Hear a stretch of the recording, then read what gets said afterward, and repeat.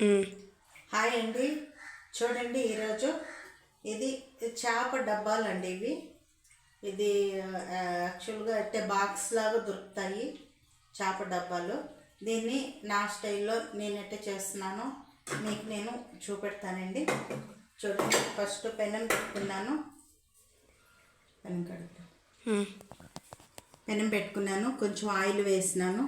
ఇటు చూడండి, టమాటాలు కోసి పెట్టుకున్నాను, ఎర్రగడ్డలు కోసి పెట్టుకున్నాను, సోపాకు ఆకండి, సోపాకు. ఇది గరం మసాలాతో సమానం కదండి, కాబట్టి కొంచెం వేసుకోవచ్చు, కొంచెం బాగుంటుంది కూడా స్మెల్ అంతా. కానీ లైట్గా తీసుకోవాలండి, ఎక్కువ తీసుకోకూడదు. ధనియాల పొడి తీసుకున్నాను, పసుపు పొడి తీసుకున్నాను, మిరప్పొడి తీసుకున్నాను, దీంట్లో గరం మసాలా పొడి తీసుకున్నాను అండి.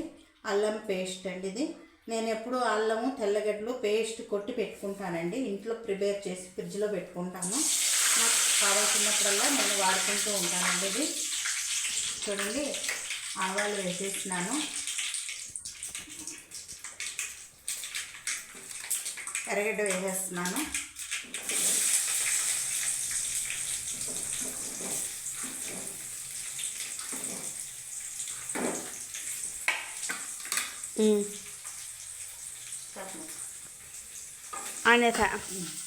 చూడండి బాగా తీసేసుకోవచ్చు. దీంట్లో నీళ్ళు వేసుకోవచ్చండి, ఈ ఆయిల్ అనేది దాంట్లో వేసుకోవచ్చు. కానీ నాకు అంత ఇష్టపడదు నేను, కానీ అందుకని తీసేస్తున్నాను. నాకైతే అంత ఇష్టపడదండి, అందుకని తీసేస్తున్నాను.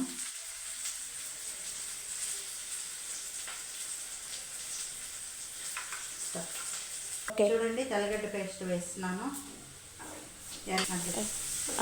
చూడండి, ఎర్రగడ్డ తెల్లగడ్డ అల్లం పేస్ట్ బాగా వేగిపోయింది. సో మసాలా పొళ్ళు వేసేస్తున్నాను. చూడండి, మసాలా బాగా వేగింది. టమాటో, సాల్ట్, సోపాకు వేసేస్తున్నానండి. చూడండి బాగా వేగిపోయింది, మసాలా బాగా వేగిపోయింది. డబ్బా వేసేస్తున్నాను.